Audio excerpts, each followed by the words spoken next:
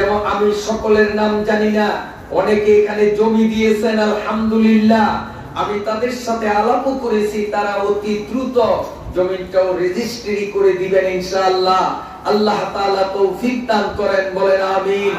এগুলো সম্পদ আল্লাহর ঘরের জন্য দান, এটা সত্যি আল্লাহ পাকের রহমত, তাদের সপক্ষে না হলে কোনোদিন এটা সম্ভব হতো না। এরপরে এই যে ইটবালি ব্যবসা করেন রিয়াজ ভাই, আলহামদুলিল্লাহ জানতে পারলাম ওনার বাসা এই মসজিদ আওতায় নয়, বরং ওই বাপ্তা বোরের ঘরের কাছে মাতাব্বর বাড়ি আউট এলাকার, এই এলাকার ব্যক্তিও না, তারপরেও তিনিও নাকি অনেক সহযোগিতা আপনাদের এই মসজিদ নির্মাণে করেছেন। এভাবে আরো যারা করেছেন, আমরা প্রাণ খুলে সকলের জন্য দোয়া করব, আল্লাহ যেন সকলের দানগুলোকে যেন কবুল করে নেন, আল্লাহ যেন জান্নাতের স্বর্ণের ইটের বিল্ডিং এর মালিক বানিয়ে দেন। এই দানের উসিলায় আল্লাহ যেন তাদেরকে সব ধরনের আপদ বিপদ বালা মুসিবত থেকে হেফাজত করেন। ব্যবসা বাণিজ্য কায় কারবারে আল্লাহ যেন তাদেরকে কাঙ্ক্ষিত উন্নতি দান করেন, বরকত সমৃদ্ধি দান করেন। সবাই বলি আমিন। এই যে মাদ্রাসা বানাবার উদ্যোগ নিয়েছেন, আমাকে জায়গাও দেখিয়ে দিয়েছেন, আলহামদুলিল্লাহ। যতটা সম্ভব আপনারা মাদ্রাসা চালু করবেন। যদিও পাকা ঘর বিল্ডিং করার সুযোগ হাতে না আসে, অন্তত কাঁচা ঘর করে হলেও টিনের কম দামা টিনের বেড়া, পোলোর কাঁচা, উপরে কম দামা টিনের ছাউনি হলেও কাজ শুরু করে দেন ইনশাআল্লাহ।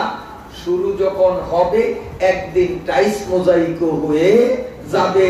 মসজিদ মাদ্রাসাগুলো শূন্য হাতেই শুরু করে, কিন্তু দেখা যায় আল্লাহর মেহেরবানিতে যা কল্পনা ছিল তার বাইরেই বাস্তবায়ন অনেক কিছু হয়ে যায়, ঠিক না বেটি? এই মাদ্রাসাটা আপনারা বানালে কি লাভ হবে? সংক্ষিপ্তকারে যদি আমি আর 2-4 মিনিট কিছু বলি, আপনারা বিরক্তি বোধ করবেন? ইনশাআল্লাহ। শুনেন, এখানে যদি একটা নুরানি মাদ্রাসা বানান, আর এই মাদ্রাসায় আমার মতো বয়স্ক কেউ এসে ভর্তি হবে না, এখানে ভর্তি হবে আপনাদের ছেলে মেয়ে, নাতি ভাতিজা ভাতিজি, অপ্রাপ্ত বয়সের নাবালেগ ছেলে মেয়েগুলো এখানে ভর্তি হবে।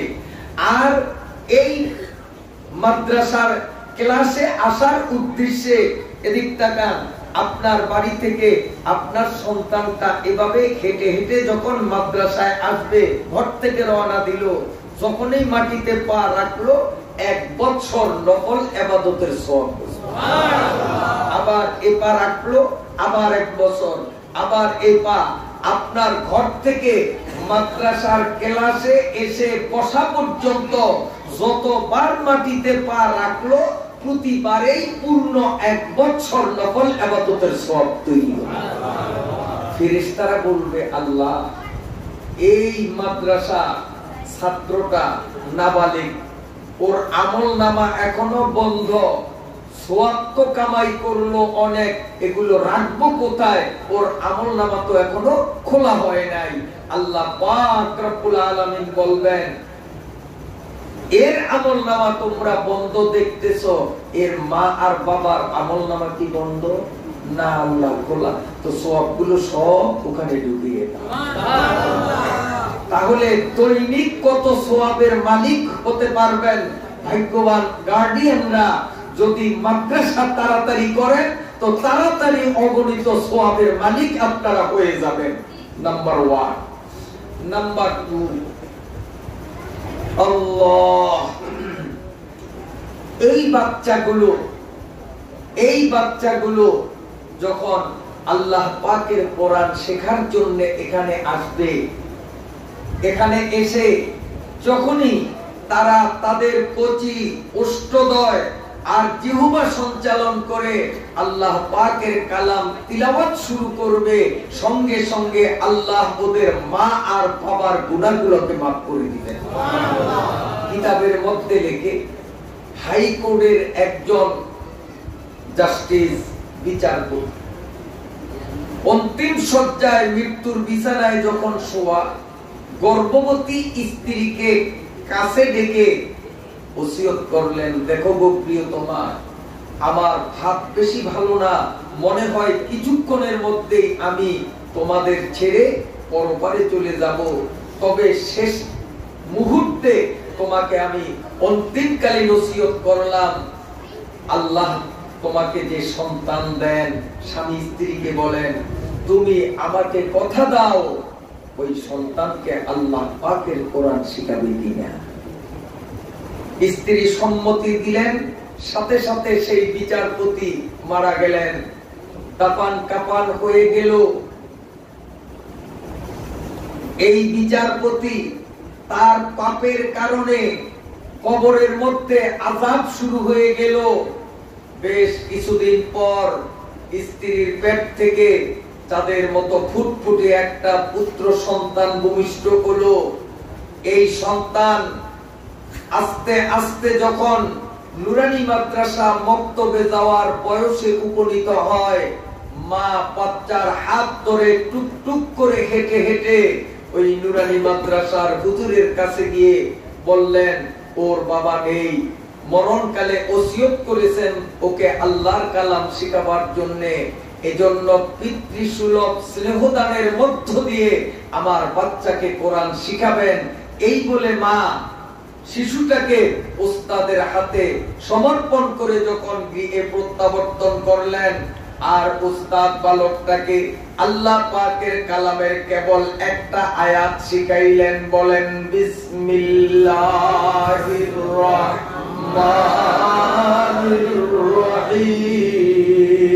শুধু এতটুকু রাহিম বলার সাথে সাথে আল্লাহ পাক ওর বাবার কবরে আযাবে নিয়োজিত ফেরেশতাদের ধমক দিলেন, আযাব বন্ধ করে দাও। ফেরেশতারা বললেন, মাবুদ, যত আইটেমের আযাব দেওয়ার কথা আমাদের হাতে লিস্টে আছে, এখনো হাজারো আইটেমের আযাব রয়ে গেছে। আল্লাহ পাক ধমক দিয়ে বললেন, তোমরা আমাকে লিস্টটি দেখাতে হবে না, লিস্ট তো আমি তোমাদেরকে দিয়েছি। যে পরিমাণ আযাব দিয়েছো আর তিল পরিমাণ আযাব দেবা না, সামনের আযাবগুলো সব মওকুফ। তার কারণ ওর নাবালেগ বাচ্চা নুরানি মাদ্রাসায় গিয়া আমি আল্লাহর কোরআনের প্রথম আয়াত বিসমিল্লাহির রহমানির রহিম নাবালেগ বাচ্চার মুখ থেকে উচ্চারিত হলো, আমি দয়াময় আল্লাহ ওই বাচ্চার বাবারে যদি কবরে আযাব দেই, আমার রহমান রহিম নামের ইজ্জত থাকে না। এজন্য আপনারা যতটা সম্ভব তাড়াতাড়ি মাদ্রাসাটা করবেন এবং বাচ্চাদেরকে 3 বছর নুরানির ক্লাস, এই 3 বছর নুরানিতে পড়াবেন। এরপরে যদি আলেম বানাতে চান বড় কোনো মাদ্রাসায় দিবেন, হাফেজ বানাতে চান হেফজু বিভাগ অনেক জায়গায় আছে, দিতে পারেন। মাস্টার বানাইতে চান আপনারা এখানে 1 2 3 3 বছর যদি নুরানিতে পড়ে আর ভালো মানের উস্তাদ বেশি বেতন দিয়ে যদি আনতে পারেন, 1 2 3 নুরানিতে 3 বছর পড়লো, এরপরে এই ছেলেকে আপনি বাংলা পড়াইলে ওকে নিয়ে 4 এ ভর্তি করানো লাগবে না, 5 এ ভর্তি করানো লাগবে না। এই 3 পড়ুয়া বাচ্চাটাকে ডাইরেক্ট হাই স্কুলে 6 এ পড়াতে পারবেন, আপনি ভর্তি করতে পারবেন।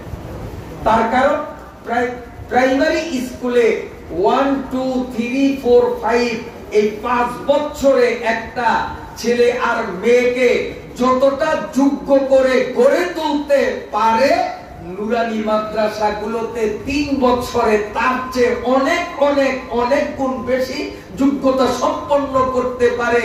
নুরানিতে মাত্র 1 2 3 3 বছর পড়লেই ওই ছেলেটা 6 এ ভর্তি হওয়ার মতো যোগ্যতা অর্জন করে।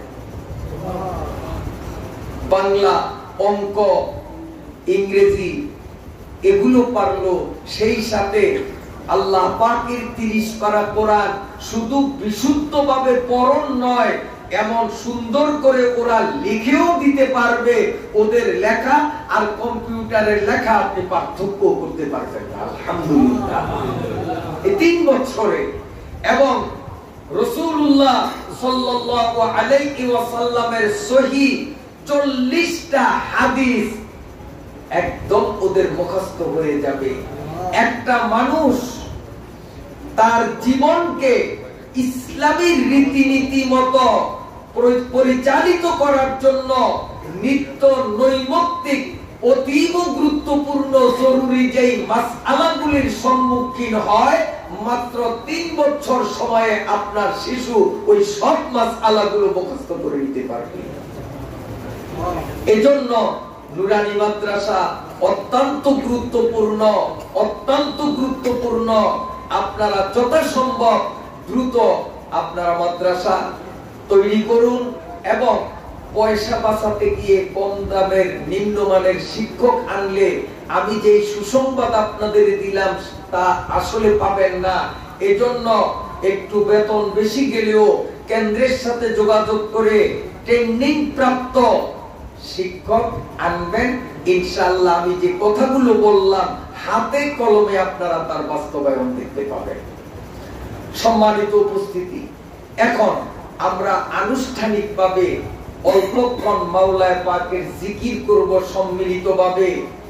দুরূদ এবং জিকিরের পরে আমরা আনুষ্ঠানিকভাবে সম্মিলিতভাবে একটা দোয়ার অনুষ্ঠান করব। এরপরে দোয়া শেষে যারা মসজিদে যতক্ষণ থাকবেন জিকির, তিলাওয়াত, দুরূদ এভাবে বসে বসে আপনারা করবেন, বাড়িতে গিয়েও কিছুটা করবেন, এরপরে ঘুমাবেন। তবে অধিক রাত পর্যন্ত যারা ইবাদত করবেন, ভালো করে শুনেন, অধিক রাত পর্যন্ত যারা ইবাদত বন্দেগী করবেন, এরপরে যদি বাসায় বাড়িতে ঘুমিয়ে পড়েন